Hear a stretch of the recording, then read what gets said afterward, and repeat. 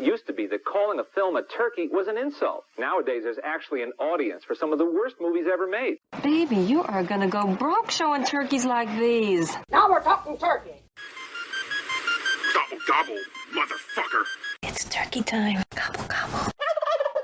Welcome, everybody, to our first episode of the new year. This is Let's Talk Turkeys, the great podcast about bad movies. And I'm your host, Movie Miss, and I'm being joined by my co-host, Miss Nikki Flicks. Hello, ma'am. Hello. I'm so happy you're welcoming me to the neighborhood. Yes, Mayfield Place. We're waiting for you. So before we dive into our movie this week, which is the 1989 film The Burbs, starring Tom Hanks. All Tom Hanks wanted was a quiet vacation at home. This is what I need, Carol. I need this. Welcome to Mayfield Place. A typical street in the Burbs. Morning, Walter. Where nothing much ever happened. Walter's dog just took a dump on Rumsfield's lawn again. Until the Klopeks moved in. Klopex? Klopex. Klopek. No one goes in, no one comes out. Neighbors from hell. It was a nice place to live. He said he thinks the Klopeks are evil incarnate. Well, you're much too smart to fall for that, aren't you, honey? But now, Carol! you wouldn't want to visit there. Ray, this is Walter. The Burbs. I'm going over the fence, and I'm not coming back till I find a dead body. Ray, do you want him to take your family, kidnap them, tear their livers out, and make some kind of satanic pate? We found Walter! We got a real problem. I hit the gas line, I'd run! God, I love this street. Tom Hanks. I think we are overreacting. No. The Burbs. It's one hell of a neighborhood. Hey, honey, I think we should move. I just wanted to quickly ask you, because we didn't do a year in recap, which we will be doing in 2022. But for 2021, I just want to get your brief overall thoughts and feelings. This was our first year doing this together. Favorite episode, something that stuck out in your mind that you really loved, a good moment on the show. What was fun for you about doing this? Because I had a blast. Me too. I think the most fun I've had was definitely doing 50 Shades of Grey, because the amount of, we could talk for an entire separate hour about our thoughts and feelings and not discuss the actual plot of the movie was so high. And then the way that we could not make it through 5 minutes of talking without uncontrollable fits of laughter. It was the most fun to record, and to me it's the most fun to listen back to, because it's like, yep, good times. I don't want to rewatch the movie ever again, but I will re-listen to us talking about watching the movie. Amen. That is also my favorite episode to have recorded, and it's totally re-listenable. That's why I picked it for the re-release for my birthday pick this year, or last year, because yeah, it was a blast to record. I don't care if it takes 10 hours to record something, because we're stopping every 3 minutes to laugh, because it's all good times. Is that not the point? Which is why we're here doing this in the first place. I'm really enjoying that we were feeling it out. We were trying the solo mini-sodes, fill in the gaps when one of us wasn't available. The other one picked it up and did something. We had guest hosts. Really, really happy with how this year turned out. So thank you so much for an awesome first year of Let's Talk Turkeys. Yes, and thank you. It was your brainchild. I just sort of hopped on the train and went, woohoo, let's go. All right. You're the conductor and I'm the idiot, like hanging their head out the window trying to catch snowflakes with my tongue. But all I'm doing is eating flies. Hanging off the caboose? A little bit. All right. So let's jump into this movie. I was just saying to you before we started recording, I almost didn't need to take the notes, because I literally have this entire movie memorized. That's how much I love this movie. Is that crazy? You must have movies that you're like that. Absolutely. There are movies that I'm like that with, that I can recite backward, forward. I can tell you, which actor says what. this is one of those movies for a lot of people. There are like diehard groups of people. I've seen Facebook groups, like people who are obsessed, think this is the greatest movie ever. I myself find it very amusing, and it's a good movie, I think underrated movie, but I've maybe only seen it 2-3 times. So I'm not on the obsessed with it train with some of the people, but I definitely do enjoy the shit out of it. And I think there's a lot about it that is just comedy gold. I love this movie. So that was going to be my next question. You teed it up perfectly. Do you remember the first time you saw this? Was it shortly after it was released? You would have been pretty young. Yep. I remember seeing it on VHS, maybe 1990, 91, and thinking it was stupid and not even making it all the way through it. Because why would a kid, why would a 10-year-old give a shit about what's happening in this movie? But as an adult going back and watching this movie, yes, highly enjoyable, really, really fucking funny. So as you mentioned, yes, obsessed is a good word. That's me. I love this movie, and it'll be obvious as we talk about it. I even belong to a Facebook group called The Burbs is the best movie ever. See, that's exactly what I'm talking about. So I'm a nerd, and I'll embrace it. It's okay. So even though I love this movie, it is a turkey, which is why we're discussing it. Rotten Tomato critic score of 53% and audience a little better of 71. I'm not surprised by the 71. Me neither. There's a lot of sarcastic humor, I guess, in this movie where it's like you as a voyeur are watching these people be voyeurs, and there's like an irony in the humor. It's smart, and it's not for everybody. If you just watch it and you're just sort of a basic dum-dum, you're not going to understand, why is this even funny? I don't get, why am I supposed to be laughing? Why is everyone else around me laughing? So I can see. Yeah. So yeah, as Brendan Gleeson and Lake Placid would say, it's a lot of comedian sarcastic going on in here. There you go. Yes. It is very black comedy. It's very genre mix. And as we'll talk about when we go through, there's moments of, if you don't know what to expect, you're like, okay, am I supposed to be scared right now? Is this suspenseful? Like, what's happening right now? And then the next minute you're cracking up at like what idiots these people are. Mm-hmm. So it was directed by Joe Dante. It has a brisk runtime of 101 minutes. For me, it flies by. Joe Dante, though, however, had only done Gremlins, Explorers, and Inner Space before he landed this. Oh, and one little segment in Twilight Zone, the movie. Mm-hmm. He definitely, in my opinion, is the perfect fit for a movie like this. He nails it. All you have to do is look at Gremlins to know what to expect. If there ever was a movie that kind of confused you about, I'm not sure what kind of movie I'm watching, it's Gremlins for sure.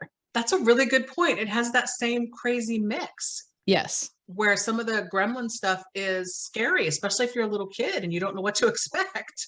Yep. It's kind of terrifying, and you're not sure if you should be laughing or if you should be concerned. The use of, oh, that's just plain silly, to make you laugh, to break up the tension, is really smart and good in that movie and in this one as well. The score, the use of music to kind of give you a bit of a cue, like, hey, maybe you should be feeling like this. The use of the score or sound effects, that's a Joe Dante thing for sure, that it's in spades in this movie. And I was going to jump in and give credit to that. Yeah, Jerry Goldsmith for the soundtrack in this film. Absolutely incredible. Super influential, talented composer that Hollywood has ever had. One of them, for sure. Mm-hmm. So, okay, this was written by Dana Olson, produced by Dana Olson, a couple other people, including Ron Howard. So that didn't surprise me. When there's a cameo later in the film, I was like, oh, that totally makes sense. And we'll get to that. Right. Dana Olson also pops up at the end of the film, and we'll mention him. So the movie was shot for $18 million. It did 49.1 worldwide box office. 11 million domestic opening weekend, which blew my mind. I was like, really? Because I didn't see it when it first came out. Tom Hanks was a big draw at this point in time. He was just getting started starring in movies. So anything that had him top billed, people were showing up at the theaters in droves to see what he was going to do next. Which makes complete sense because he's that lovable, funny everyman. I think I've seen almost every one of his movies. I think we all have. Mm-hmm. So this movie was filmed on Colonial Street in the Universal backlot, which is most famously known for Desperate Housewives. Right. Which I never saw, but I did do the research to see which house was what, and it was really kind of fun. Every time I've ever been on the Universal tour, which is quite a few times, and they drive past there and they're like, ooh, Wisteria Lane. I'm like, no, it's not. It's the street from the Burbs. I recognize it immediately. Just the curve of the road and where the houses are plotted. Like, I'm like, that's the house right there. That's where Pinocchio lives. Yeah, I recognize it as the house from the Burbs. So Ricky Butler's house in the movie, Corey Feldman's character, is actually the Munsters house.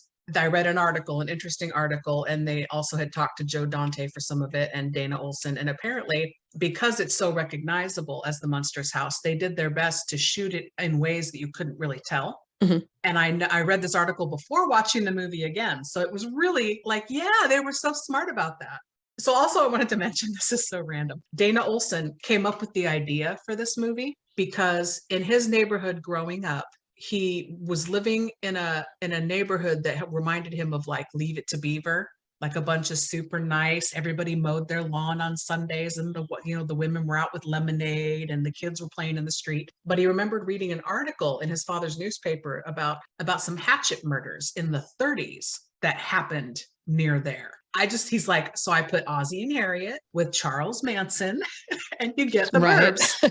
There you go. Yeah. So top billed cast for the movie, we've got Tom Hanks, Carrie Fisher, Bruce Dern, Rick Ducommun, Corey Feldman, and Wendy Schaal. And then we can get to everybody else as we go. There's a lot of people in this movie this whole cast is stacked, and I love every one of them. All right, you ready for the IMDb plot? There was only one on this one. Oh, good God. Okay. An overstressed suburbanite and his neighbors are convinced that the new family on the block is part of a murderous satanic cult. Okay, that's good. Not bad, That's right? good. That's not bad at all. I love the throwing in of the whole, satanic panic that people were experiencing in the 80s. I love just putting that spin on it and making light of how everyone was obsessed that there is a group of Satanists in our neighborhood. There must be. In the 80s, apparently. Satanism was everywhere. All right. So our movie opens with a really cool cartoony view of the Universal logo, and the earth is spinning, and it slowly zooms in closer and closer until we get to the street or the cul-de-sac, and it's nighttime and the credits start rolling and ominous music is playing. So again, like you said, the music is telling us how we're supposed to be feeling in this moment. Oh yeah. Jerry Goldsmith was a master at telling you how you should feel about what you're seeing right now. I love it. Instantly, the score kicked in. And I was thinking to myself, you know what? We should do some kind of special series on movies that use the logo as part of the movie itself, because I think that's an oft overlooked genre. We have to pick out which movies do it, because I've seen it done before. And it's always like, ooh, this is going to be quirky and different, isn't it? When you see it happen. Yes. I love it though. And then I appreciate the credits over movie rather than making me sit through credits and then giving me movie. Just let's get going. We got a lot to do. Agreed. So we zoom in on a house and we see a man in his pajamas taking his dog out to walk, and that is Ray, and that's Tom Hanks. He stands at the property line between his yard and his new neighbor, and a loud ruckus comes from the neighbor's house. And then another neighbor is watching all this from a window. And Ray just stands there at the property line.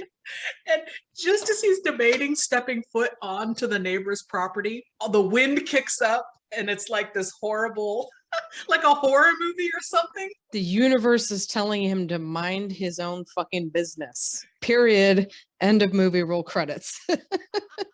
And his first instinct was to listen. Do what the universe is telling you. Stay away. It's none of your fucking business. The end. Then we cut to the next morning and the neighborhood is waking up. We get introduced to this cast of characters. First is Ray, again, out getting his paper, and it gets tossed at him by the paper boy. I love what he does with his coffee. When the kid throws the paper at him, he throws his coffee at the kid. And I'm immediately like, oh my God. I don't know when this happened, but somewhere along the way when I grew up, I became Ray. Because I would have thrown the cup too. I'd be like, fuck you, I'm throwing it. So then the paper boy also just misses hitting old man Walter standing out in his yard, holding his little poodle Queenie. Where have we seen Queenie before? I don't know. Where? That's Precious. That is Precious. That is Precious. Okay. So I think perhaps Queenie also dove off the Eiffel Tower in European Vacation. I think she was an oft-used small poodle in the late 80s because I'm pretty sure that is the same dog that got thrown off the Eiffel Tower. And then that is Precious from Sounds of Lambs. Okay. Very interesting. I wonder if she has her own IMDb. Probably. She was quite the star. My favorite fucking thing though is as we see her running Yes. in the score, you hear the little barking is part of the music. It's The little Queenie's theme. while she's running down the street. So fucking funny. Oh my God. And it's like, this is the epitome of the big excitement in this neighborhood is, oh God, what is this dog going to do? Where is she going to go? It just gives you immediately the sense of these people are absolutely ridiculous. I find that all the characters seem to have their own little theme music Yep. in this. So then next we see young Ricky Butler getting ready to paint the outside of his parents' house, which we never see the parents. He's supposed to be like, what, 15-ish? Somewhere in there, 15, Yeah. 16 maybe. So he puts in a CD in these giant speakers are outside on his porch. I would hate that neighbor. Just saying, I'm that crotchety old lady. The song comes on, and it's actually a cool rock song. And just as the song is booming, his neighbor, a retired Vietnam vet, Lieutenant Rumsfeld, played by Bruce Dern, and his wife, Bonnie, that's Wendy Shaw, come out to do their morning tradition of running his American flag up the flagpole. And I love that instead of running it up manually, he just pushes a button and stands there like saluting it. Right. He's my favorite character in this movie. Every time he's on screen, to me, he opens his mouth and it's gold.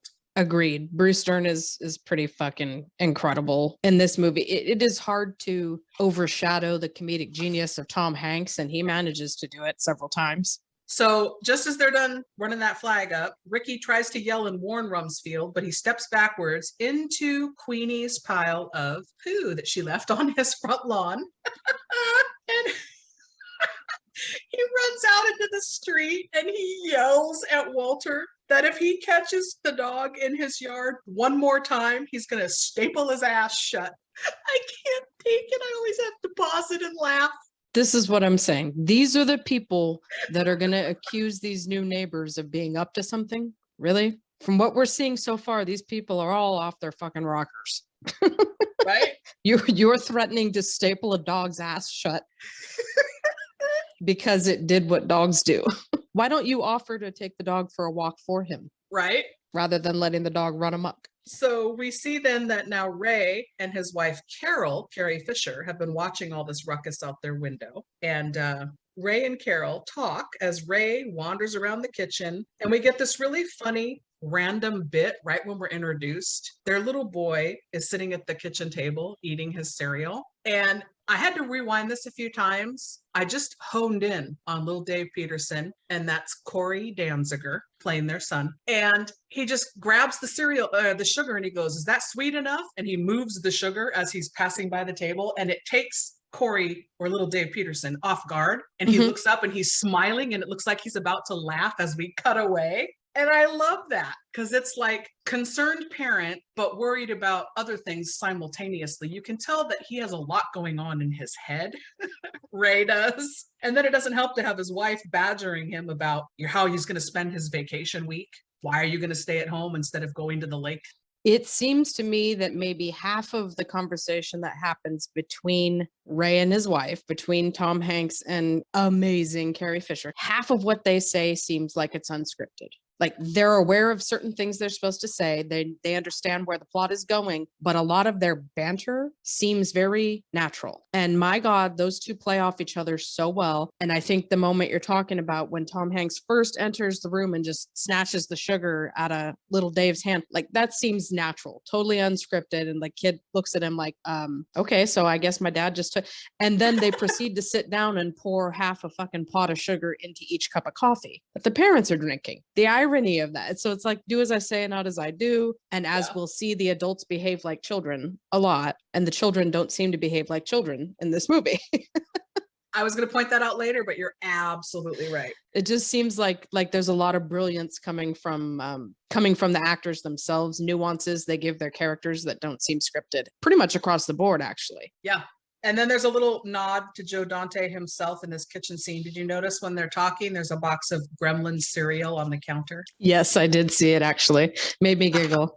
So after arguing about how they're going to spend their vacation, we cut to outside, and their neighbor Art, played by Rick Ducommun, is shooting at crows. And I don't know what kind of gun. Is that a real gun, or is it supposed to be like a pellet gun? I couldn't tell. It certainly looks like a real gun. It looks Real like gun? he's carrying a rifle around. I don't know. But I love that he's got a tree branch around his neck as camo as he's creeping toward the crow. And if I remember correctly, he's wearing like red It's or so some really stupid, obnoxiously bright color. And then he just has the branch around his shoulder like that's going to disguise him. right? You immediately see what a bonehead this guy is. I love it. Absolutely. Very careless. And he is definitely a bonehead. So Ray sees him shooting. He runs outside and misses being shot by Art, who's startled and fires one off. And I like that as we cut away, we hear Art saying, "Hi, Ray. What are you guys eating in there?" So cut to the comedy gold of Fatty Wants to Eat. I'm here for it because I'm one of them. The way this guy sits there and mangles every piece of food that Carrie Fisher brings to him and brings to the table. And the way you just, if you watch her, you see this just absolute exasperation on her face. She is in there cooking up this incredible breakfast and her husband isn't interested in eating it. He's But got this that thing with his doofus, stomach, he says. yep, it's that thing with his stomach. It's called anxiety. That's what it is. This doofus shows up and you get just from watching Carrie Fisher's face that he does this practically every day.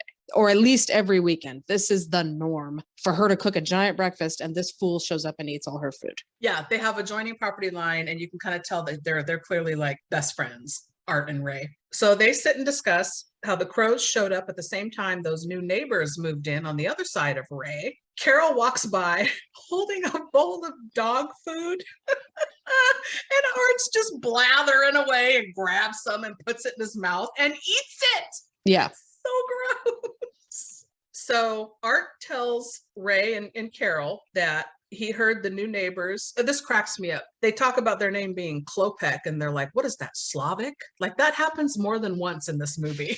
They just assume. There's quite a bit of being concerned about what these people's ethnicity or nationality, country of origin, if not America, is. There's definitely some subtle racism and weirdness happening when they're talking about these neighbors. And they're like, ooh, did you hear their last house burned to the ground? It's so dramatic. And Art is raiding the fridge. Like you said, it's like it happens all the time as he's talking. And then he sits down and says, well, I've been watching that house since they moved in. Busybody, right? Nobody goes in, nobody comes out. They don't get deliveries. And he points out that they don't even know how many of them there are. So right as he says that, Lil Dave has gotten up and gone to the fridge and grabbed an apple. And this is one of my favorite random 2-second things in this movie. He comes over to Art and they're both chewing and the camera zooms in close on him and they're both chewing and they're face to face. Mm-hmm. And Lil Dave says, there's 3 of them. Ricky Butler says that because they come out at night, they're nocturnal feeders. Because they see them digging in their yard like grave diggers. It's so dramatic. The fact that these grown men are going to go with what the children in the neighborhood are saying as fact and information that means that they should investigate these people. At first, Ray scoffs and goes, oh, Ricky Butler says, okay, right? But Art totally buys it. So Ray, of course, kicks little Dave out of the room and tells Art, stop filling his head with such half-cocked theories. So at first, see, Ray's not on board with the whole snooping thing, which I like. Cut to outside, we got Rumsfeld and his wife Bonnie, and they're now gardening in their front yard. And she's wearing her sensible gardening clothes. Thinking that too, I'm like, that looks wildly uncomfortable, actually, very breezy. Mm-hmm. So Ray and Art come outside of Ray's place, and Art notices one of the Klopeks has come out onto their front porch, and that's Courtney Gaines. He was on a tear. He's still acting to this day, but he was in Children of the Corn, Can't Buy Me Love. He's got well over 100 credits on IMDb, but I will say in this, he is perfectly cast and he plays this role so well because it's mostly facial expressions. I don't know how he manages to have this confused, deadpan look on his face when all these people around him are being so absurd, but he does. Like, it takes a lot to play everything straight when what's happening is so stupid and ridiculous, but he does it. And he does it when he looks like that too. How does he not look in the mirror and start laughing in between scenes? Like that fucking hair they put all over his face and the bags under his eyes and everything, like the teeth, they made him look so freaking weird. How is he not just cracking up knowing that he looks ridiculous? That's acting. That's really good acting. He almost looks like one of the people under the stairs. He does. He looks like Roach. That's what I'm saying. Amber. Okay, people, anyone who has no idea what we're talking about. At some point, we will talk People Under the Stairs, which will lead us into a conversation about that amazing actor, which will lead us to that commercial where he had a mouthful of peanut butter and had to say Aaron Burr. It all connects. Yes. So this is a nod in this scene to me to the effective POV camera shots, the music, everything coming together. We get panning as Courtney Gaines' character he's standing on the porch. And so we're behind him and we're looking out across the neighborhood, panning from left to right. And we're seeing all the sets of everybody. Little Dave has come out and he's standing over by Ricky Butler. So we're seeing all these people staring at him. I can't imagine what that would be like. They're little cliques. They're showing you what the little cliques of people are. Yep. And it cracks me up. First of all, I'm going, okay, I don't know why, but I relate to the weird guy with the Amish sideburns standing on his porch, because suddenly it's like, okay, all these people are the weirdos. I would hide in my house and never come out too if my neighborhood was full of people who stare me down like this every time I step outside. No wonder these people are hiding. So immediately you're getting what the director's wanting you to get, which is all these people are the weirdos and the neighbors probably aren't up to anything suspicious. They're just living in their house and hiding from all these weirdos in the neighborhood. But the close-up shots of everyone, the way they zoom in on everyone's faces, it's genius. And then the inclusion of the dog. So, yes. Holy shit. So Art is trying to coax Ray to go up and say hi to the neighbor, and they're bantering back and forth, arguing who's going to go. And Art's calling Ray chicken, and they're making a big scene. So finally he gives in, and as they're walking to the door, like you said, this amazing, like suspenseful, dark music starts to play, and we get all these zoom close-ups of everybody watching. And yes, my favorite one is the dog. Because for some reason they even got her to squint. Yeah, she's squinting like, oh, how's this going to go? Just the fact that the dog, okay, so the only two children who seem to live on this street, Ricky and little Dave, are standing there watching the two grown men do what is, I don't even know, essentially like ding dong ditching. Like they're the ones acting like children. Everyone else is going to stand around and watch them, including the actual children and the dog. The dog is smarter than they are. The dog knows to stay back and is looking at them with a slight air of disapproval, like, really? Is this a good idea? He disapproves. Yeah, Joe Dante is great at telling you a lot without saying a word. Just the way he's shooting this stuff is just, you're getting so many ideas and thoughts pop in your head about how you should be feeling right now. It's the perfect storm of everybody making this film so that everything happening has a purpose and is so fucking clever. In this scene, like you said, they're at the door about to ding dong ditch, and Art accidentally puts his foot through an old board on the porch and gets upset about it, but it's your own fault. And Ray knocks on the door, and the address plate says 669, but the 9 falls, so it says 666 when you look at it.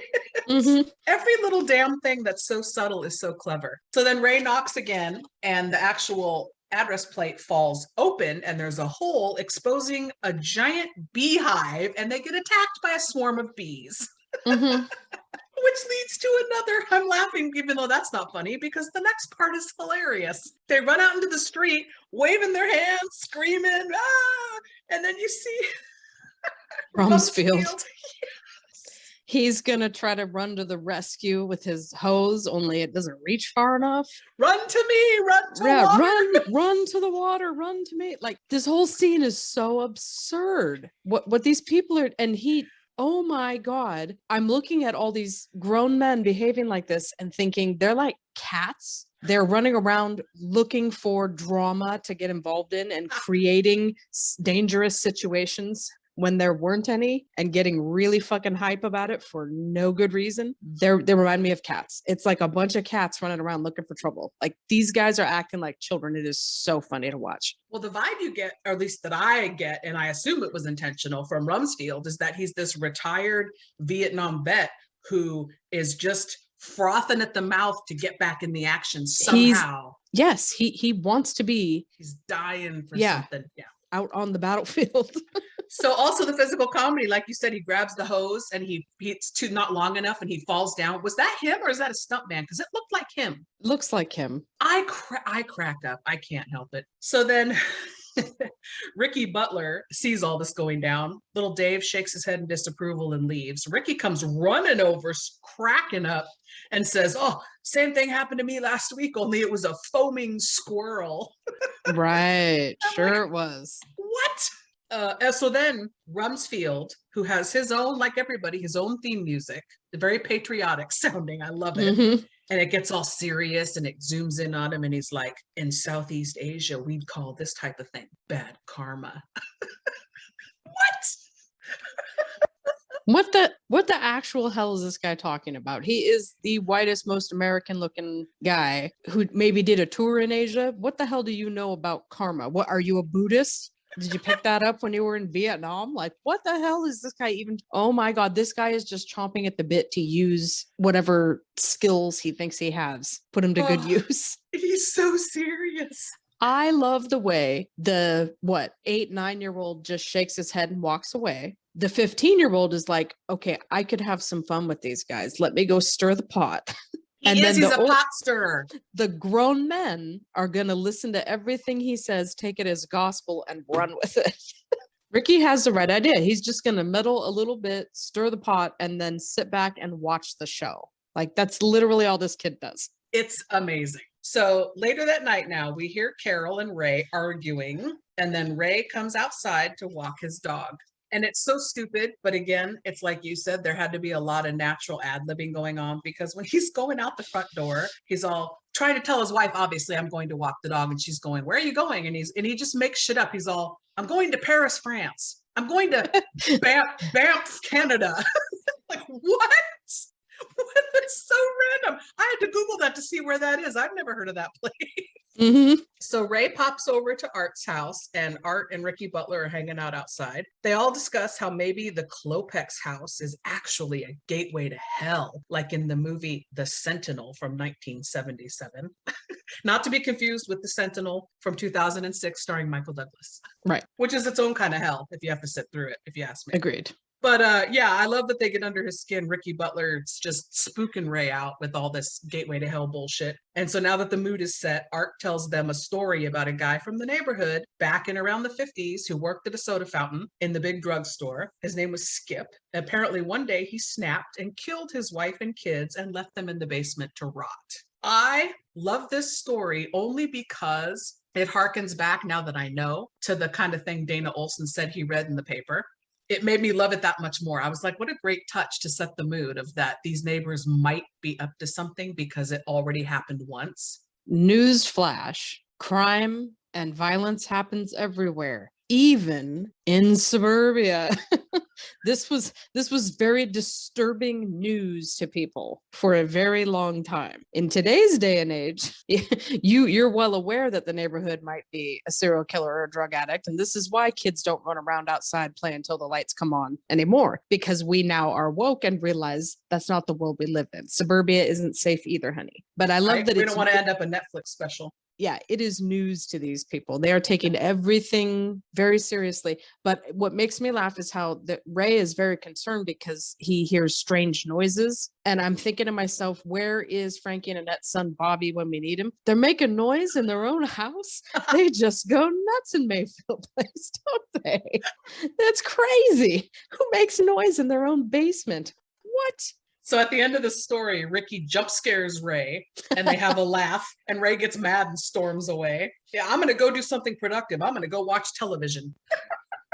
Honestly, when you cut to him and his lovely wife here having a great time together watching Jeopardy, you're thinking, you know what? He's actually right. That is productive because what he's doing is keeping to himself, staying out of other people's business, and he is enjoying a wonderful night with his wife, which is what she wanted him to do on his little staycation, is spend some quality time with the family. He's actually doing it. It's so cute to Jeopardy. I love it.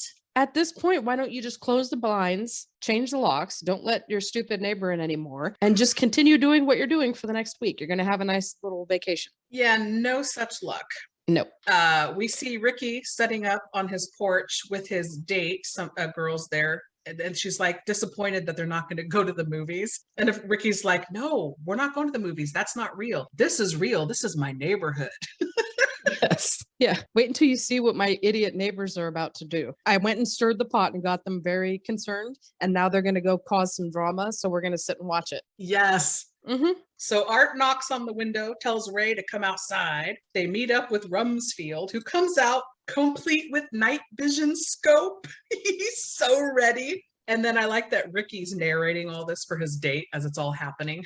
Right. He's got to explain to her who these people are and what they're doing. He's like the narrator. Yep. He's living for it. Like you said, he instigated. Yeah. So Ray doesn't think they should be spying on the Klopeks, still trying to be sensible. Mm-hmm. Rumsfeld calls him a fraidy cat. He says it with a straight fucking face. Mm-hmm. Oh my God. So the men decide to crouch down behind the trash cans there across the street from the Klopeks. They hear a loud noise and flames and light coming out from the basement, which I will say, the Klopeks basement. Rumsfeld says it smells like they're cooking a cat. That is a bit suspicious. That is a bit loud, right? So you saw flames shooting out from the basement and there's a very odd smell. That is when you go inside your house, lock your door, and call 911. The end. That's it. It's not your fucking job to investigate. So as they're crouching in their pouch there, another Back to the Beach reference, I had to. So the Klopeks garage opens and a car with no headlights on drives down to the end of the driveway. And that car has its own theme music too, which I love. Yes, it does. And it makes an awful lot of noise too for only going 8 feet. So they pull out a black trash bag, young Klopek does, and puts it in the trash can at the curb and then beats the shit out of it with a gardening hoe, trying to get it to fit into the can, which is just funny in itself. The part that kills me is why in the fuck did you put it in the car and then drive it 8 feet down the driveway just so you could, for everyone who's looking to see, take it out of the car and stick it in the can? You could have just saved yourself the trouble and brought the can into the garage, dumbass, and then dragged the can out. We get this amazing dramatic scene, though. I love it. Beating the bag with that stick. Jesus Christ, his face. Yeah. So now it's like, okay, if I happen to randomly be walking by and see this, I would start thinking, okay, that's a little serial killer-ish, a little worried. And I would probably just like watch these people with, a little bit of side eye, like, keep my eye on them. But that's it. That's all I would do. I would continue going about my day. I would not launch a full-scale investigation, including infrared scopes. You don't have the equipment. If you had it, you might. No. You are asking to get sued with that scope, sir. Yeah, the men decide they want to look in that trash, but it starts raining. So they decide to wait until morning because Ray tells them it's too suspicious. Again, Ray still being the voice of reason. So they all part ways and Art says to Ray, what was that you were saying about half-cocked theories? It's suspicious enough to maybe call the cops. It is not suspicious enough to carry on the way these three do. It's totally unwarranted. So later, Ray sees the 3 members of the Klopek family out in the rain in their backyard digging, and we get this crazy, tense horror film music. It is really weird, and they do appear to be digging, big holes, adult human body-sized holes. It's pretty plain to see. That's what's happening. They're not digging for earthworms and they're not burying the cat. They're up to something weird. Again, take a picture maybe, call the cops. Yeah. Or nowadays, get out your phone, record a little, and yeah. Call the cops. So then we cut to one of my favorite bits in the whole movie. The next morning, the trash is being collected by the 2 garbage men, and they are credited as Garbage Man on IMDb. It is Dick Miller and Robert Picardo, who have the best chemistry. Both very recognizable character Yes. actors. Dick Miller, Connecting the Turkeyverse, of course, Demon Knight, and then yes, he was in Gremlins as well. So obviously he was a frequent flyer for Joe Dante. But yeah, the two of them, yes, their banter back and forth is pretty Debating funny. going to a healing seminar versus bowling on their league night, like laying on of hands. Why don't you try laying on some hands and pick up this trash? So good. So Carol and Ray are arguing about going to the lake house again, and they get interrupted by Lil Dave running in to tell them that Art is throwing garbage all over the street. So Ray goes outside and Art is sitting in the truck in his pajamas, tossing trash everywhere. Rumsfeld comes out in his mini camo robe and short short, and his face is half covered in shaving cream and half not.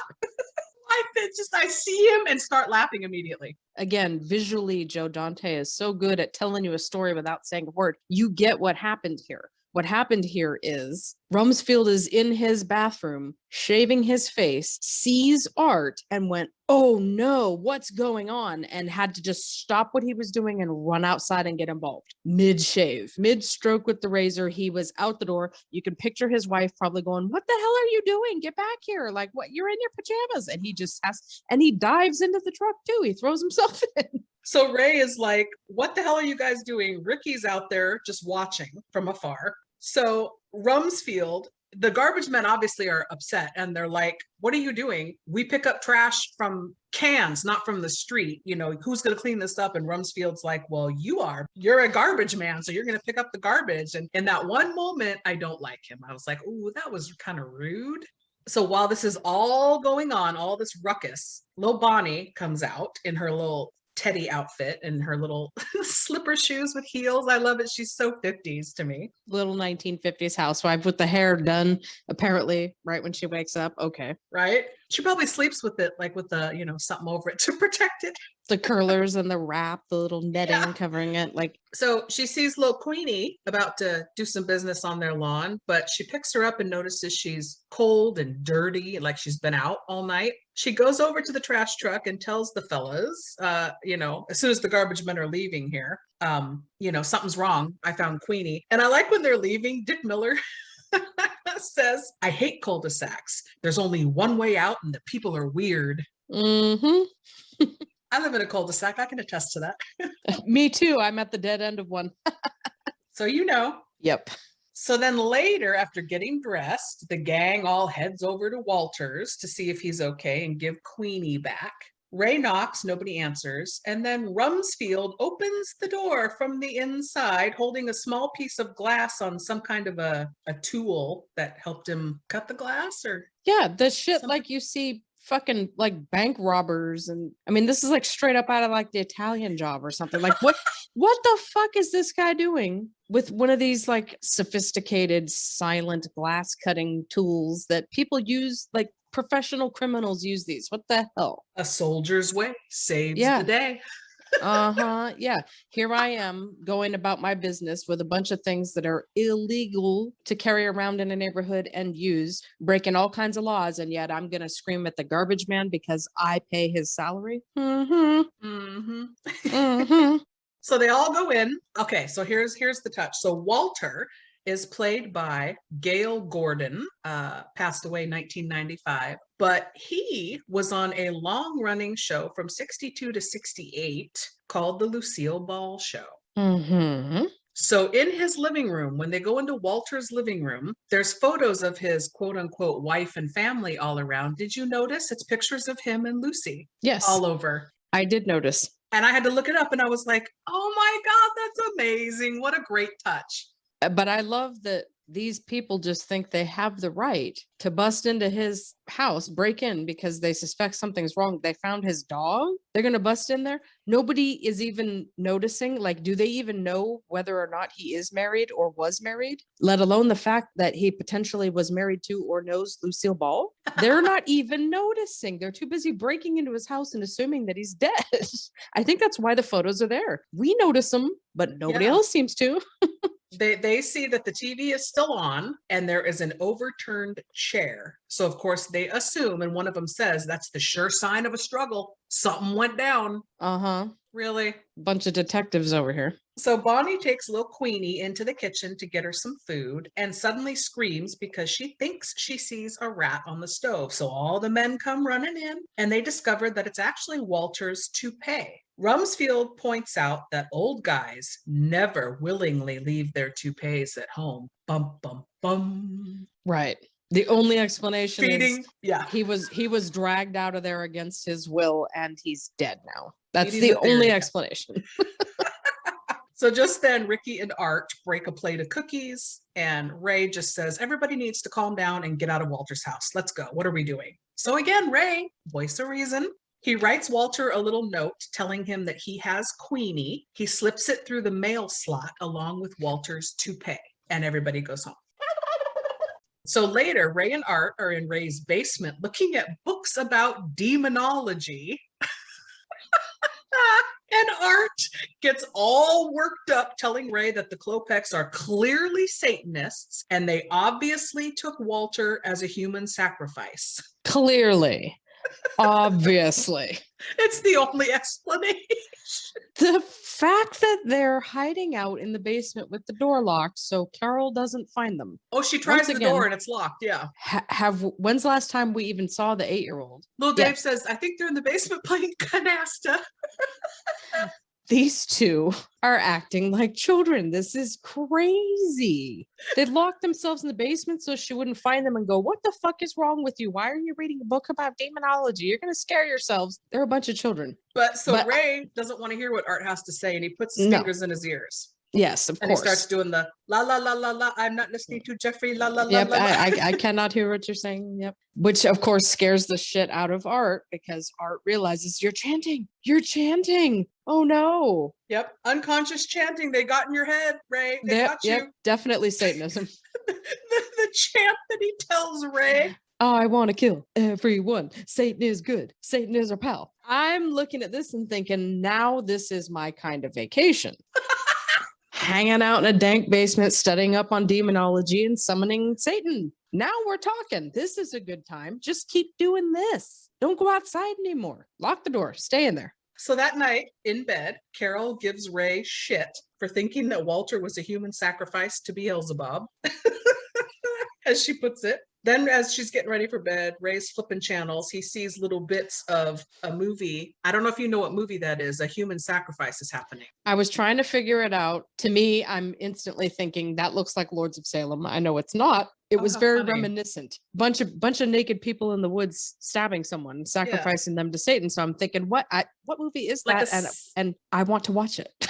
It's like I think it's the one, the devil run with the devil or something like that, where those men in the RV, their families, they witness a human sacrifice and they try to outrun the Satanists. I think that's the movie it is. I'm not 100% sure. Don't quote me. Never heard of it, but I want to track it down and watch it now because I'm very curious. I think that's what it's called, and that's what it is. But he sees that little bit. Then he sees a little bit of The Exorcist. And I'm thinking, what small town has 3 horror movies on at the same time? Because then he also sees Texas Chainsaw Massacre Part 2. Yeah. All before going to bed. Once again, all of this has turned into my perfect idea of a vacation, honestly. But yes, I mean, you are setting yourself up here, sir, by seeing these things right before you're going to sleep. He dreams that he wakes up in bed, Carol's gone, he goes down some stairs, and then a chainsaw comes through the wall. Then he finds himself strapped to a giant barbecue, and the Klopeks are standing around in robes chanting Art's phrase from earlier, the I want to kill everyone. Satan is good. Satan is our pal.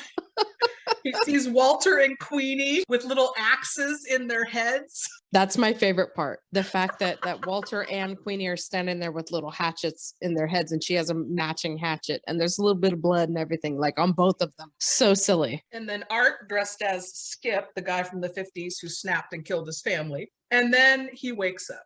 All a big nightmare. And it's really funny to me now, not back then, but now that he's watching Mr. Rogers, Tom Hanks's.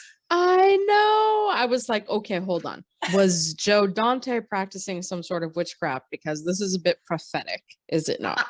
Him sitting there and we hear the entire Mr. Rogers theme song and see him watching Mr. Rogers.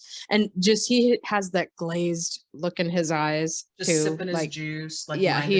He is so traumatized by the bizarro nightmare he had. The only thing that can calm him down is Mr. Rogers. So then we get this little bit, which is my 100% favorite bit out of all of this movie that I love. This is my favorite bit in the whole movie.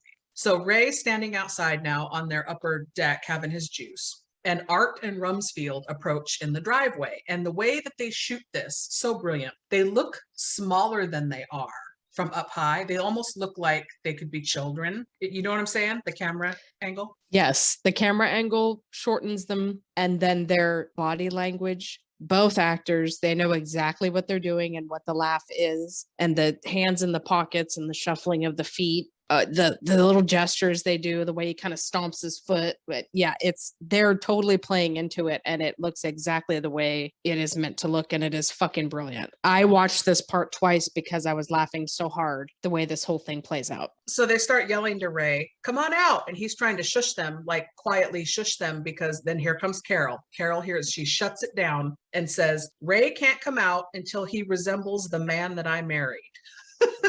And I like how they're all, "Please, Carol, can he please come out?" And she's like, no, he's not feeling well. He needs to go finish his juice. Oh my God. It's fucking hilarious because you're like, this is exactly what I've been thinking. These men act like grown children. And now you're actually seeing it play out. Like, it's like bum. It's like the final punchline of that joke is, yep, this is exactly what you thought. These men are behaving like children. And now they're getting treated like children by who? The sensible wife and mom who isn't taking any more of their bullshit. They beg, and she's all, "I think I've given you my answer." Right, yeah. Don't make me go get your father. Yeah, like, right. Oh. And they just walk off looking so defeated that I have to watch that scene several times. Mm-hmm. So later that day now, we see Art and Rumsfeld slipping a note under the Klopex door and ding-dong ditching and running away. You're rolling your eyes. Please tell me, what are your thoughts? Because it's fucking nonsense. This is such nonsense at this point. You are suspicious of these people. You knocked on their door once and that did not go well. You've seen some things that are questionable that are making you wonder, should we be calling the police? Yes, you should. The response is not to once again go up to their porch. You are trespassing, sir. Leave them some kind of note, slip it under their door, and then ring the bell and run away. This is the kind of shit I did when I was 10. Like, what the fuck? These guys are so stupid. Maybe 14. Pushing it for me, but yeah.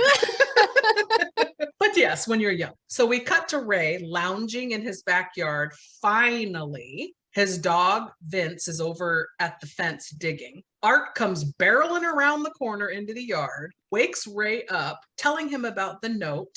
Ray overreacts, jumps up and tells Art that he wrote a note for Walter and the Klopex saw him do it. And now they're going to think that he did it, not that Art and Rumsfeld did it. So he's freaking out. And of course, Art's like, "Oh, I didn't realize you did that." Yeah. Just then, Vince the dog comes running over with a bone, a very large bone, gives it to Art. And as Art and Ray are talking, he throws it and Vince plays fetch with him. And then when the dog brings it back, Art stands there for a minute and looks at it and he goes, "Oh my God, Ray, this is a human bone." And Ray's like, "Yeah, it's a bone. It's a femur." Ray's all, "It's a femur bone." Mm-hmm. The deadpan delivery of that cracks me up. It's a femur bone. Yeah, the femur is a human thigh bone, he tells Ray, and he got it from under the fence that he shares with the Klopex yard. They immediately jump to the conclusion that it is Walter. Oh my God. And the camera shot. The zoom in, zoom out, zoom in, zoom out, with both of them screaming. And then the way the camera and the music stop, but Tom Hanks doesn't stop screaming.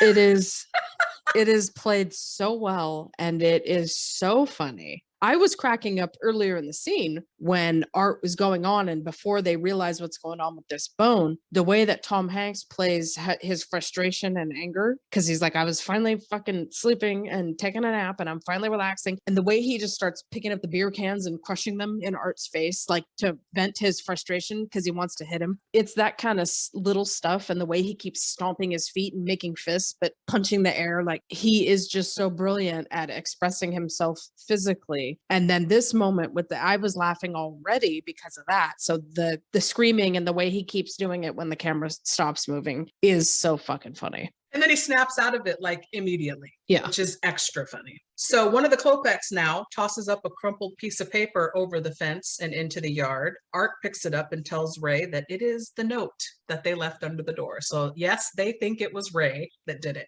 Of course they do. Honestly, these people have every right to start treating all their neighbors like trash because the neighbors are being really fucking weird to them all the time. So Ray gets upset and Carol accidentally hits him in the face with the screen door. And he does what you said. He again grabs more beer cans. More beer cans. She's all, does that make you feel better? Does that help? Mm-hmm. So inside now, Ray is nursing his bruised nose and relaxing, and everyone's sitting around. And Carol and Bonnie tell them things are getting out of hand. It's getting carried away. And she even foreshadows by saying, before somebody falls off a roof or sets themselves on fire, we need to just go over there and talk to these people. Bonnie says, I'll make brownies. And Carol tells Art, you're not invited. So then we cut to one of my favorite bits in this movie. Rumsfeld's theme music is playing as they all march over to the Klopek's house. Trash is still in the street. The garbage men did not pick up that pile of trash. I like that touch, that it's still there. That is not part of their job. While standing on the porch, Rumsfeld's feet go through rotten boards and he drops the plate of brownies. And I swear to God, I've seen a t-shirt that says this line and I have to have it. You've seen a t-shirt that says this line. Yes. And it has him holding the brownies. Does it have a brownies. Picture of Bruce Dern holding them? I think and so. And it says, there go the goddamn brownies. Really? Yes, yes. That's amazing. This is what I was talking about at the top of our conversation. There are people who inside joke the fuck out of this movie, quote every single scene, and are obsessed with it. And I can understand why. It's highly quotable. It's such a niche sense of humor. It's such a particular sense of humor, but it's fucking funny. If this thing tickles your pickle, I would totally wear a t-shirt that has a picture of Bruce Dern and says, there go the goddamn brown. Like, that's funny. I want that shirt too. I'm ready to join the club. He's so upset that he's dropped the brownies. It just kills me. Like, really? Like, that's what you're upset about in this whole scenario? You are a trained military professional, a trained soldier. You carry a loaded rifle around with you at times, and yet you fail to carry the brownies to the front door? So young Klopek now answers the door. Carol introduces herself, and then they all just barge in right past him. Is your mother home? And they just go right in.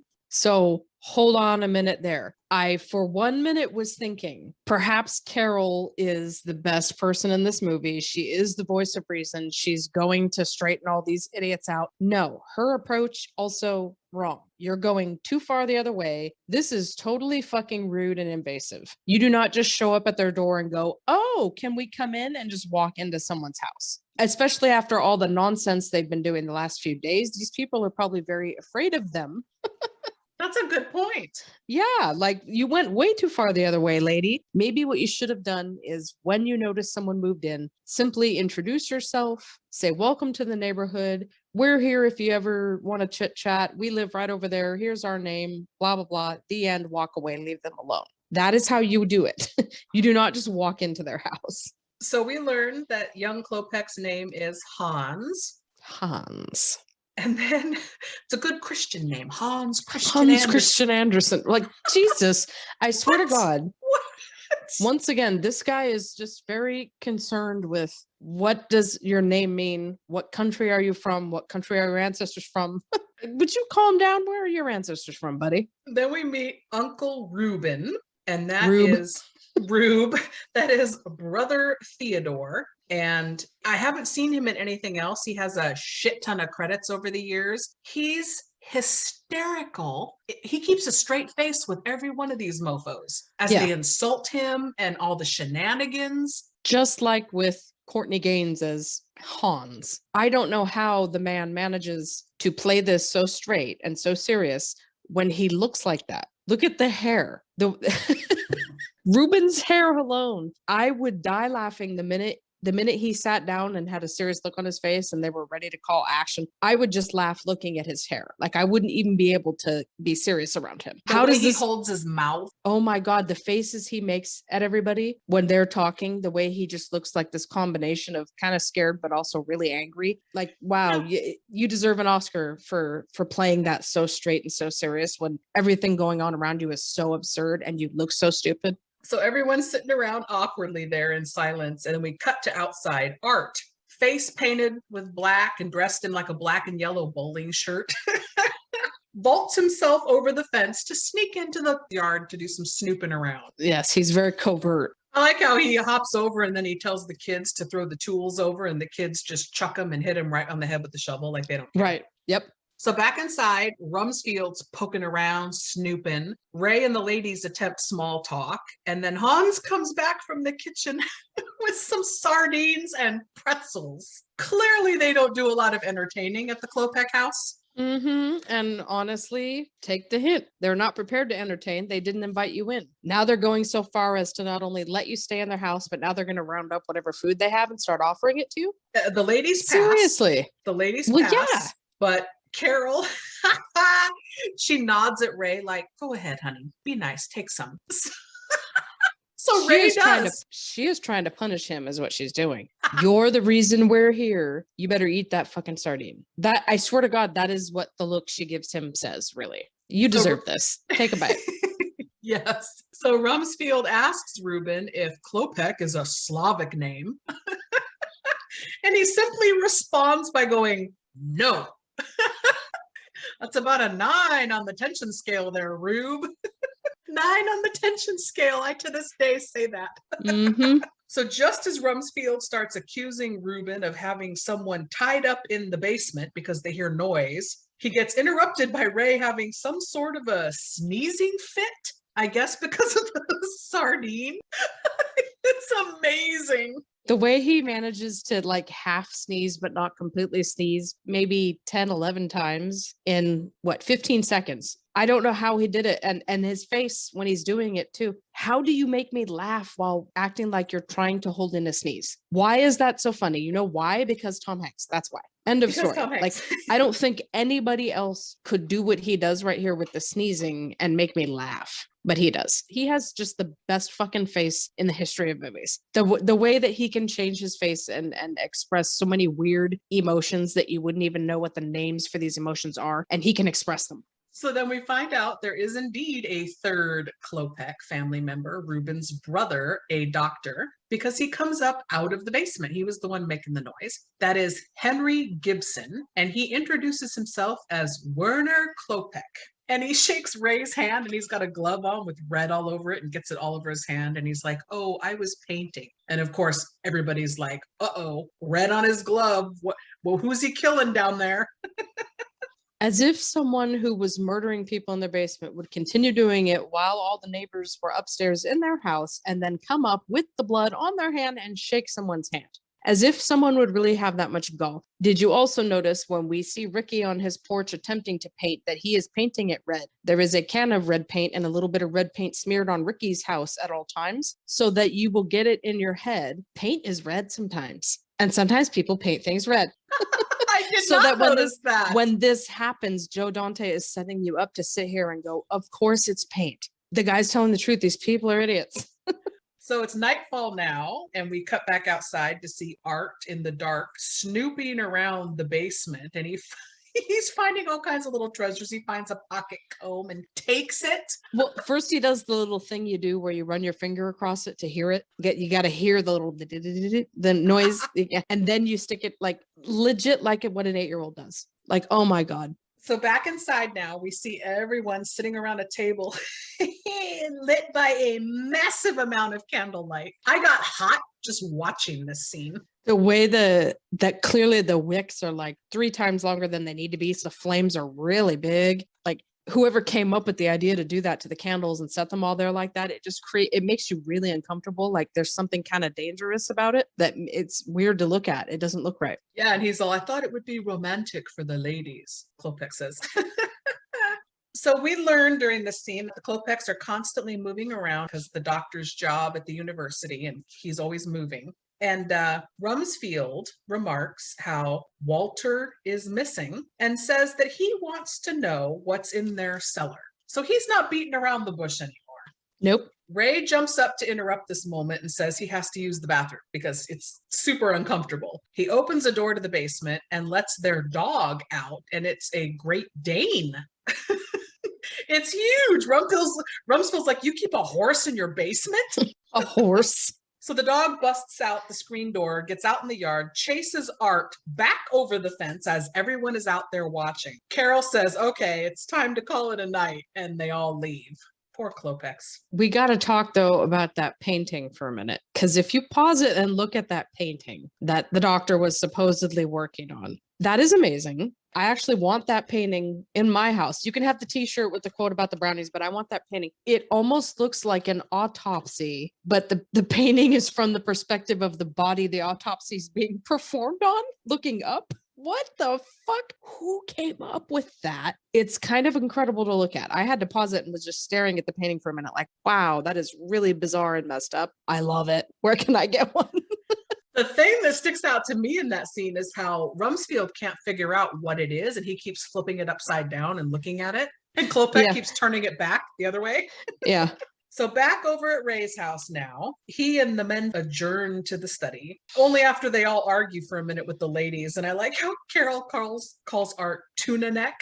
I don't know why, but that's just a good insult. So the men all are in the study, and Ray tells them he found Walter's toupee, and he pulls it out of his shorts. He said he found it at the Klopex house, and they're all, so? And he goes, well, I put it back through the mail slot at Walter's, so what was it doing at the Klopex house? Now Ray's interest is piqued because that happened. So Art and Rumsfeld and Ray decide that tomorrow, while the Klopex are away for the day, they're going to go over there and try to find Walter's dead body. Because Ray says, nobody knocks off an old guy in my neighborhood and gets away with it. Right. Now they're on the case. Now that he found that toupee, now he thinks he's justified in leading the charge, where up until now he's been trying to tell them that they were being ridiculous and he was trying to be the voice of reason. Now he is the lead detective on the case. Are you fucking kidding me? On the case, as our dad would say. Oh my God. On the case. Call the fucking cops. If you seriously think your neighbor is missing, call the cops. They could have said, hey, this is Walter's toupee. What's it doing here? Klopex would have said, oh, we've been getting his mail. He had a medical problem. Problem solved, the end. Roll credits. Like, duh. But no. The next day, Carol takes Lil Dave, their dog, and Queenie, and says she's going to visit her sister for the weekend, is what she says. Normally, I don't pick movies apart for things, but this movie is so flawless to me. A little goof like this really gets under my skin because they don't actually go anywhere for a weekend. She comes back later that night and doesn't have Dave with her. Right. But anyway, they're going to go for the weekend, she says. Dave, I like how when they're leaving, Lil Dave says he hates his cousins because Rudy is a moron and Diane smells. And the look on his face. He just does not want to go. So Art, Ray, and Rumsfeld get together now, fully decked out. Rumsfeld, H to T, as Tyra Banks would say, fully decked out in camo gear. I even like that he has a beret. Yes, very important. Why? Because the success of the mission depends on whether he is properly geared up, including hat. That's why. So Ricky Butler sees the stirrings a going on here, calls his friends and tells them they have to get over there because something's going down. Friday night, this is the place to be. Clearly, because my crazy neighbors, this guy's got a gun. He's dressed in head to toe camo. The other one looks like he works for the electric company. I see climbing in his future. He's got a hard hat on. Everybody get the fuck over to my house right now. Shit's going down. So Art decides he's going to climb the power pole. Hard hat, clippers, the boots. He looks like he works for the power company. They look like children playing dress up. Yes! That is what they look like. So he climbs up and insists he knows what he's doing and goes to cut the power line in an attempt to take out the Klopex security system. But he winds up blacking out the entire street. And I like that when he hits the wrong wire, he goes flying down into the shed below and like is electrocuted and burnt. His got nails are black, smoke's coming off of his clothes. My favorite thing about it is that even though he is not unconscious at all, he is standing up and talking. Rumsfeld still feels the need to put smelling salts in his face. And when he just gets a whiff of that, oh yeah. It reminded me of Cliff taking a hit off the oxygen in Dead Man on Campus. Oh yeah. Like apparently that's all you need to get real turnt on a Friday night. Zap yourself with some electricity and then hit the smelling salts while you're conscious. A high like none other. So Rumsfeld goes to his roof now because he's going to be the lookout. Eagle Eye. Codename Eagle Eye. So good. And he has a walkie-talkie and he gave one to Art so they can communicate. Art and Ray are going over the fence into the Klopex yard. And again, stupid little fucking funny thing. He has to tell them one at a time, Red Rover, let Art go on over. Good thing Eagle Eye is there to tell them, Red Rover, where are Cobra and Dinah? This is so absurd and so stupid. And he's so excited. Oh, he's having the best fucking night of his life, obviously. So Ray and Art, mostly Ray, are digging up the Klopex yard. After a while, they decide to go in and check the basement. Ricky's friends now start arriving, a lot of them, and the girl he was on the date with the other night. And then they're all yelling up to Rumsfeld, and he tells them to piss off. But he's sitting up there. I'd be interested too. What is this guy doing? He's got that big binocular set up and all his snacks and his gear. Like he has a sniper rifle, the scope, the binoculars. He is eating animal crackers. What the fuck? Child theme thing that we keep talking about. Okay, I laughed though. The one kid that really starts talking to him and he goes, Ricky, tell this lame-o to get out of your yard. And he's all, get out of my yard, lame-o. Meanwhile now, in the Klopex basement, Ray and Art discover a furnace with some new parts to it. And it's set much higher than a normal furnace. It goes to 5,000. Okay, that's suspicious. That's not a furnace. That's an incinerator, Sherlock. It's dangerous. Get the fuck out. First thing I would think when I saw this giant incinerator is gas. It probably has gas running to it. Get the fuck out of here. And also, they don't even open it and like look in it or anything. They just see it and they go, oh, that's suspicious. Yeah, that's suspicious. Let's start digging. Yes, they dig. And then we cut to outside and Rumsfeld, he's going to stand up on his roof and Ricky Butler goes, yo, Rumsfeld. And he falls off his roof and they all start laughing at him. It's so good. I, for some reason, love to watch those stupid, funniest videos where people fall down. I love when people fall. I probably rewound this like, I don't know, backed it up 6-7 times. Because it's so great how he just is startled and slips and goes tumbling off that damn roof. Normally, I hate it. I can't watch like people falling and getting hurt. It's the empath in me. Like I feel the pain in my soul. In the center of my body, I feel physical pain when I see people get hurt. I hate it. But in a movie, I'm here for it and I can watch it over and over again. And I did the same thing because it looks like he really slips. It does. It looks very natural. And there's something really funny about the timing of it. That's just perfect. And he's got the gun in his hand and the way he falls is just, I don't know if that's a stunt man or if it is Bruce Dern, but he does it beautifully. So then back in the basement, Ray tells Art he definitely has found something in the dirt now. So they start feverishly digging deeper and deeper. Back outside, Ricky tells his friends, don't go anywhere. I called the pizza dude. And all I could think was Ninja Turtles. Right. Which all right, Donatello. Either filming right at the same time as this, or maybe had just filmed it before, because it was released in 90, I believe, the first Ninja Turtles. And it cracked me up how throughout this, he keeps going, pizza dude. I see what you did there. So the Klopex now, their car and their theme music with it rolls up. They see something's going on at their house, and then they turn off their headlights and quietly back away and leave. Their car is so loud. How did nobody notice in that tiny cul-de-sac that they were approaching? Because there's just so much fuckery and chaos ensuing right now. Ricky's got the tunes going. All the neighborhood kids showed up to watch what the hell is happening. Rumsfield's falling off the roof. The other two are in the basement digging up gas lines. Like, nobody's paying attention. So what do? They do what anyone would do, which is, what the fuck is going on with our house? Let's get out of here and come back with the cops.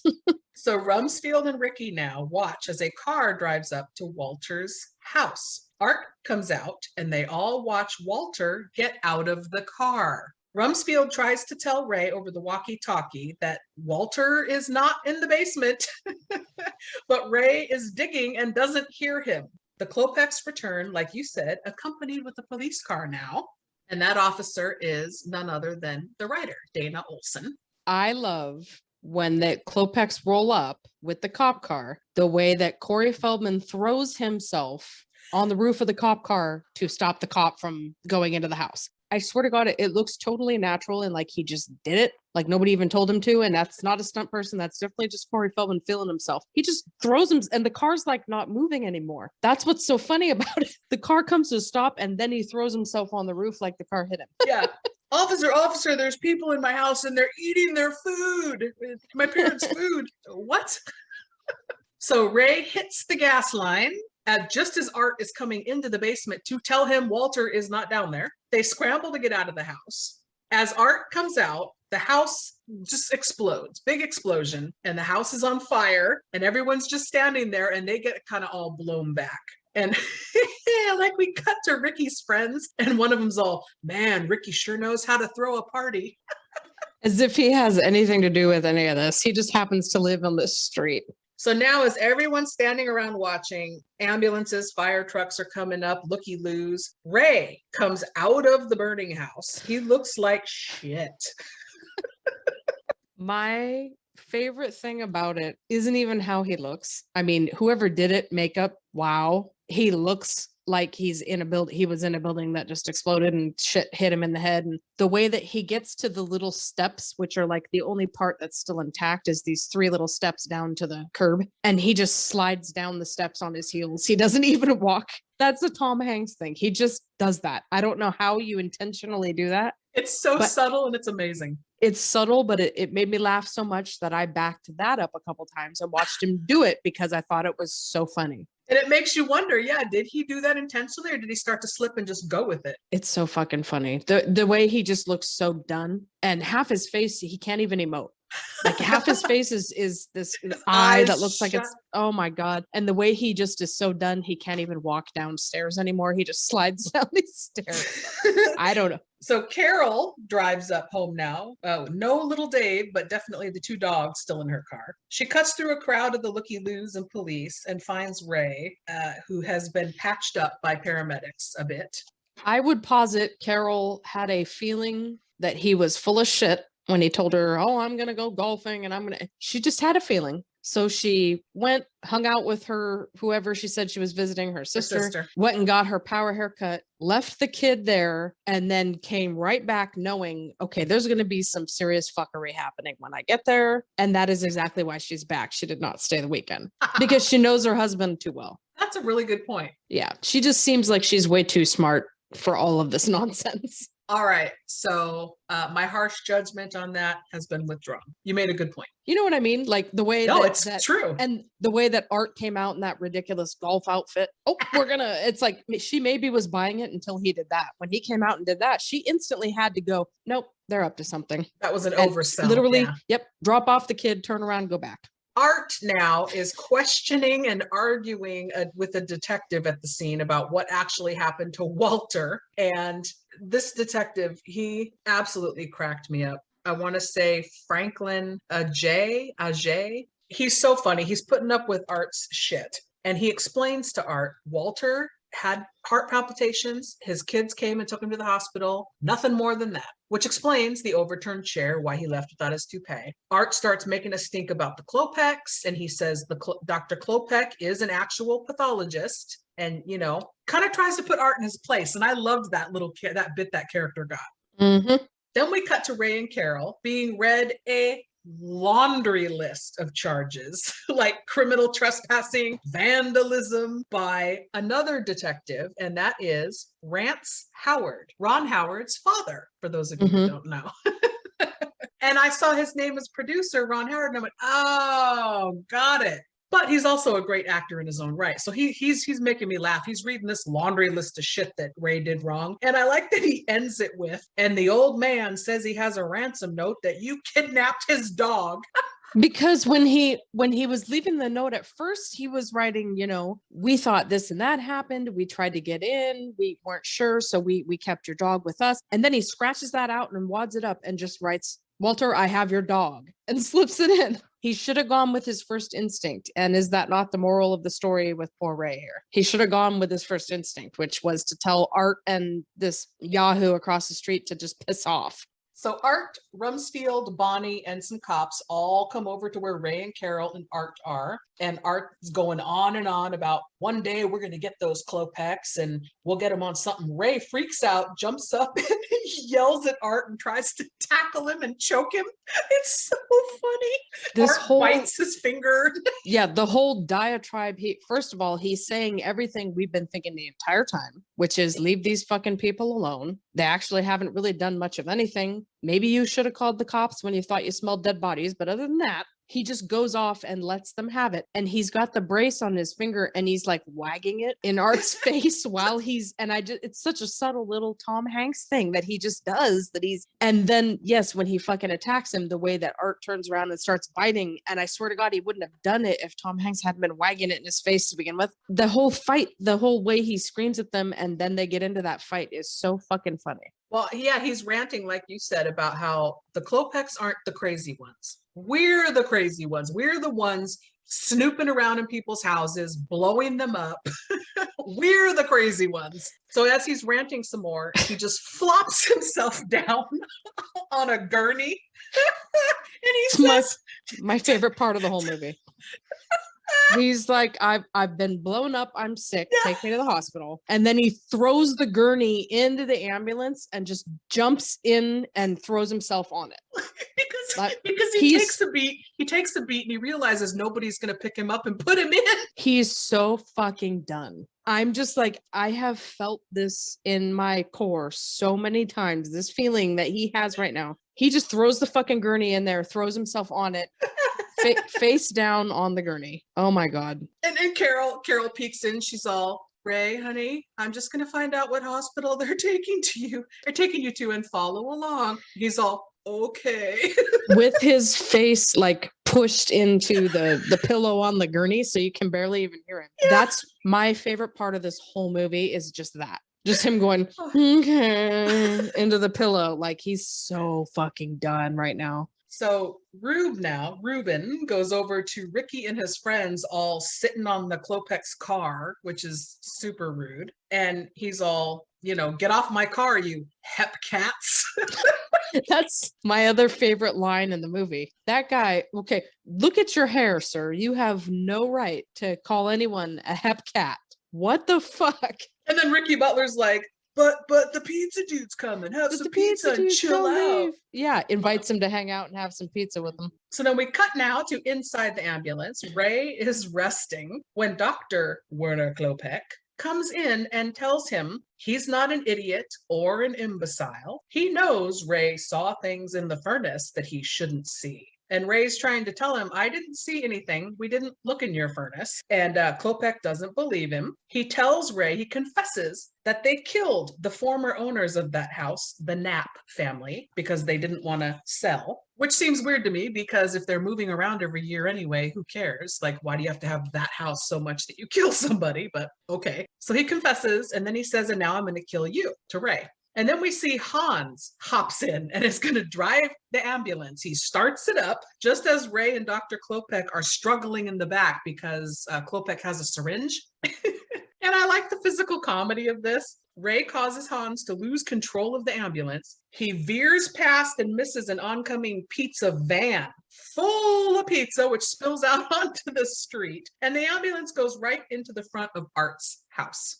Amazing camera work comes next. I have to say, the whole twist thing here with the Klopex really big. This is where the movie completely loses me. I'm so pissed off. It seems so cheap. It invalidates everything about the point and what it was saying about people and about these people. It seems like someone came in and said, but we need a twist, and then sucked all the life out of the plot. And then the next couple of minutes of what happens is just cheap physical comedy. Like you were saying, there's some physical comedy. But to me, this is why I don't adore and love this movie, because this twist thing feels so beneath this movie. I don't understand it. It doesn't sit right with me. It takes away everything I thought the movie was saying. So this is the reason why I don't love and adore this movie and think it's the greatest movie ever. It's this. I fucking hate it. There's one or two things that happen after it that make me laugh really hard, and they're physical beats that happen, but I'm so mad that I can't get over it. And it's like, oh, you went and did that. You had me until that happened.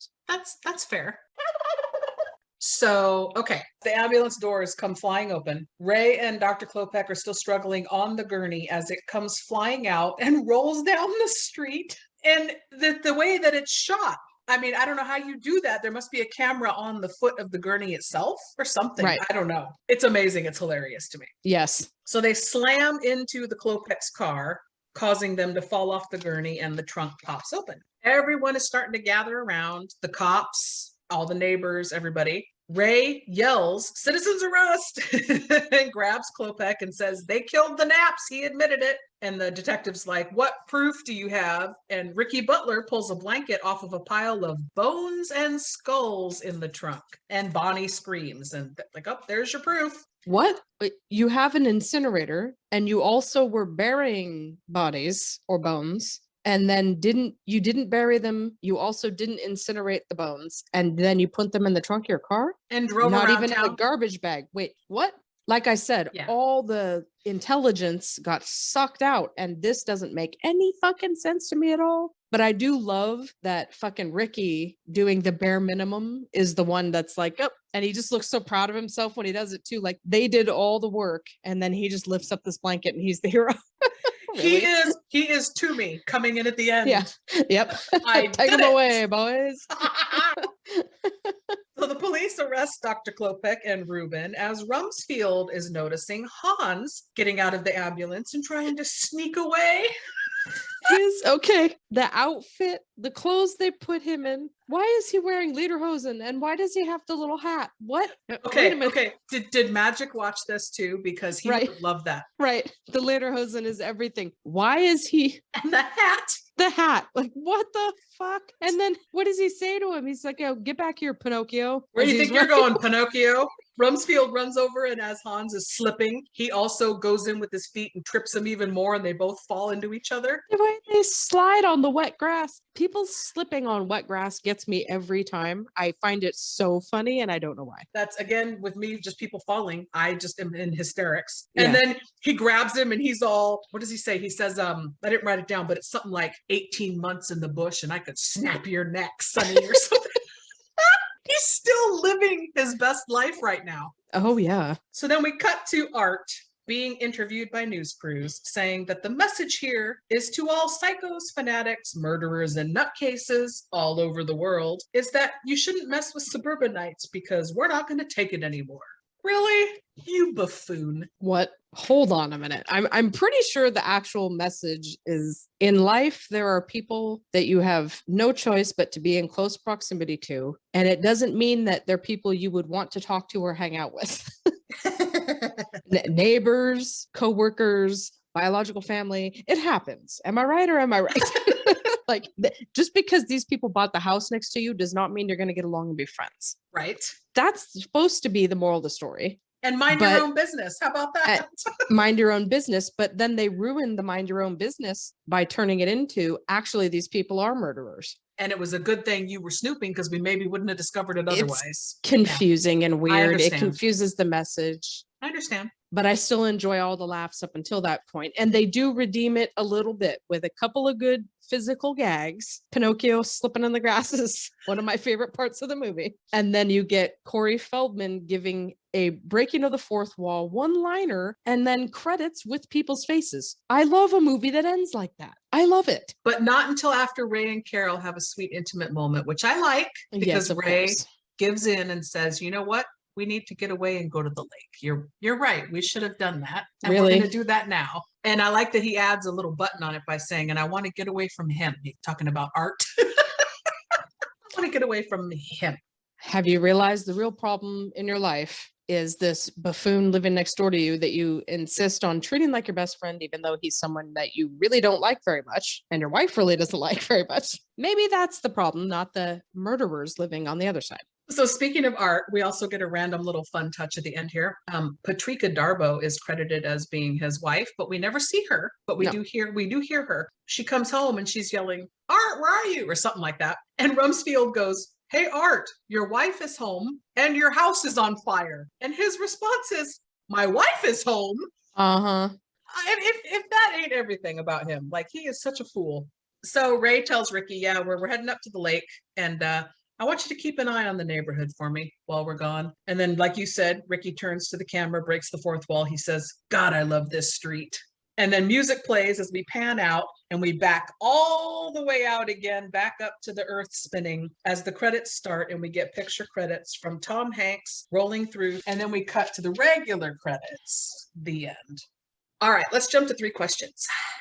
All righty. So question 1, if you paid attention, like I've seen it a million times and I know you haven't, but if you pay attention, most of the houses are occupied and we know who's in them. We actually do not see anybody coming or going from the house between Walter and Art. We don't know who lives there. So my question is, who lives there? Who are those neighbors? What are they like? If you had to take the cast of characters on the street, who do you think fills that void? Who lives in that house? Someone who is smart enough to either not come outside at all or take as many vacations as possible, clearly, because they are not there. I mean, you don't see a for sale sign. So whoever it is, they are smart enough to realize. So maybe it's me. I don't know. Whoever it is, it's someone who is smart enough to realize all these people are fucking idiots. I am not going to go outside and force myself to try to be friends with these people that I would never want to be around. Just because I liked this house does not mean. Right? No. So whoever it is, they're smart enough to not engage. I like to think that maybe it was a nuclear family that maybe had a little girl around little Dave Peterson's age. Maybe could have been a little crush happening. I think that would have been fun, but not necessary in the movie. Right. I would have liked to maybe seen a little family there. All right, question 2. Well, you kind of already answered it. Do you change anything about this film? Absolutely. Yes, please. Okay, so first of all, I would have loved more moments of involvement with little Dave, strictly because Tom Hanks playing off anyone is great, but he has a way of playing off younger actors and kids that is just beyond charming and hilarious and brilliant. He does it a couple of times with Corey Feldman. I would have loved to see more of that period. And little Dave was a great opportunity to have more of him playing off a child, which is just incredible. So I wish there was more of him and his son, and him and Corey Feldman and his son. Like, I wish there was more of that. Does that make sense? Aside from the whole take out that stupid fucking plot twist, the whole point is these people are ridiculous and the Klopeks are the ones who should be scared, very scared, because their neighbors are psychos. That should have been the point. End of story. So take that out, and then more of Tom Hanks interacting with the child actors would have been wonderful. I just have to wonder how much outtakes and deleted scenes there are. Maybe there is some of that in there. All right. I'm with you on the interacting with Corey Feldman and Corey Danziger. I think that the two of them together as well only had a couple scenes, but they were amazing and fun. And what a shame that they were underused. Yeah, I get that it's not necessary to the plot, and the whole point is to watch these adult idiots go. Yeah. But why have these two great young actors in the movie and then not do a whole lot with them, particularly letting them interact with Tom Hanks because he's so good. Like that beat in the beginning with the sugar. Where's more of that? I want more of that with Tom Hanks being great with kids. And also, random side note, young Corey Danziger, I thought was such good casting. Not only can he act, but he looked like he would be their child. Like if the two of them made a baby. He looks very much, he looked very much like both of them. Like both of them. Right? I would have loved to have seen, honestly, I could have stood for a movie with Tom Hanks and Carrie Fisher as husband and wife because they were glorious together. And this kid as their kid and just a movie about them. Yes. And just like this kid having Tom Hanks's comedic sensibilities and his face combined with Carrie Fisher's sarcasm and being smarter than everybody else would have been a great little character to develop more. I don't know. I feel like underused. Yeah, there's a lot of underuse of some of the characters around Tom Hanks. So question 3, would you, and you kind of already answered this too, but I don't care, you can elaborate. Would you want to live in a neighborhood like this? And if so, what kind of characters would you relate to and want to befriend? Or are these people just all not your cup of tea? I've lived in every kind of neighborhood there is to live in. I've lived near meth labs. I've lived in shitty, cheap apartments. I've lived in glorious large houses full of, you know, the neighborhood is full of all the suburban characters that you would expect. I've kind of lived everywhere. And honestly, I prefer when everybody just shuts the fuck up, stays inside their house and leaves me alone. because I'm an introvert. Although I did enjoy, we noticed when we moved into our current house, you go to get on your Wi-Fi and you can see what everyone nearby, what their Wi-Fi names are. There's a Wi-Fi network named Dexter. And we giggled about that a few times. We were like, oh, I wonder if it has anything to do with Dexter. I wonder if he's hiding here, huh? One day I'm outside getting my garbage can and this little chihuahua comes running up the street and I hear, Dexter, Dexter Morgan, you get back here right now. And I lost my shit. And so that's how I met my neighbor, because her dog Dexter was following me out to the street. That's fucking amazing. Literally, it was, oh, hi, you have a dog named Dexter. That's so funny. I love that show. Haha. Yep. Never saw her again. We've been here for months. I don't mind at all because she may not be the kind of person that I enjoy. I was happy to meet Dexter and then move on with my life. We keep to ourselves. So do they. End of story. There's no movie to be filmed here on my street. Do you have a cool name for your Wi-Fi so people see yours and giggle? Well, we have cats, and so our Wi-Fi is called Kitten Use This One. Just in case she's not very tech savvy, so she needs a little help. And then we have the Wi-Fi extender, so that one is Kitten's upstairs now. So that's how you know which one you should be on. That's fantastic. Yes. So hopefully everybody in the neighborhood enjoys that. Yeah, Kitten Use This One. So mine, I only have one. Mine is called Skynet. Oh, there you go. Is it self-aware though? That's what I'm concerned with. Thank God, no. It is a bit spotty, so no. My response to the neighborhood thing is I'm like you. I will meet my neighbors just so I know who's around me if I can, and then I call it a day. I don't want to interact with them. I don't want to hang out with them. Just be quiet. Everybody mind your business. This neighborhood in the Burbs does not interest me whatsoever. If you happen to live near people that you enjoy and would be friends with, that's great. It's really never happened to me that way. Me either. I mean, other than when I was a small child, because anyone that's roughly in your age group instantly becomes your friend when you're a small child. This is true. Whether you're on vacation, I'm telling you right not. now, though, I wanted to think I'm the Carrie Fisher, and then I was like, actually, I'm the Tom Hanks, and now I realize I'm the Hans because I am the weirdo. I'm the strange person standing on the porch weirdos, that everyone else is staring at and concerned about this person that moved into their neighborhood and what is that weird sound and what is that smell? That's actually me. So I'm the Klopex. Okay, now you're making me think, who am I? I'm Walter. Okay. I keep to myself. I have a nice yard and I love dogs. And you have a very small yet very mighty and overly dramatic dog. This is very. All right, that's going to wrap up our discussion now on The Burbs. If anyone's interested in checking it out, pay through Amazon Prime, Hulu. You can also watch it on Stars if you have that through your local cable provider. And being that this is our first episode of the new year, our second episode is actually going to be a follow-up companion to today. We actually had the pleasure of breaking our normal mold and interviewing one of the actors from The Burbs. We spoke with young Dave Peterson himself, Mr. Corey Danziger. And I'm not going to give anything away now, but Nikki and I had a delightful conversation with him. We touched on The Burbs, obviously. We were able to connect with him because he also is a member of The Burbs is the Best Movie Ever group on Facebook.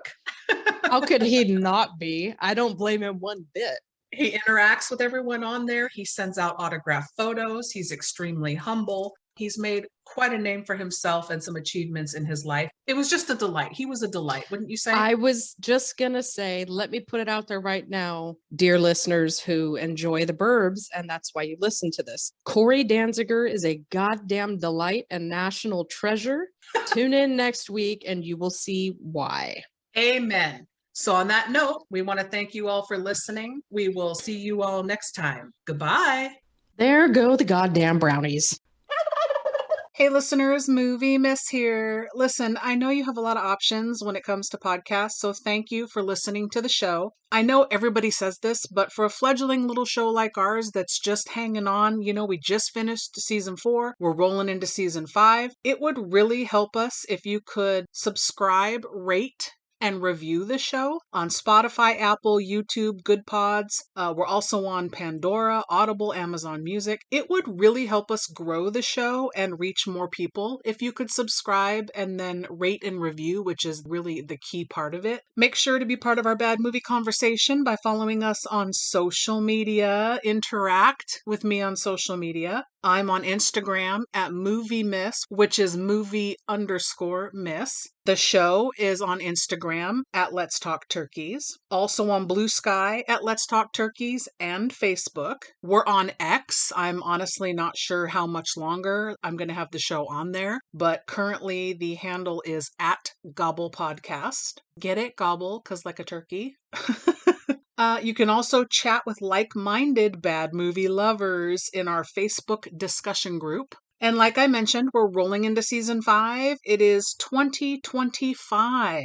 The show, it's been a wild ride, still going strong. So if you have a movie that you would like to hear covered on the show, let me know by emailing direct at letstalkturkeys, all one word, at yahoo.com. Also, hit me up on socials if you want to be a guest on the show. Always looking for guests. I can assign you a movie, something we think is fun, or you can bring a movie that you think is a bad movie if it has a low Rotten Tomatoes score, or you just really don't like the movie but you like to talk about it.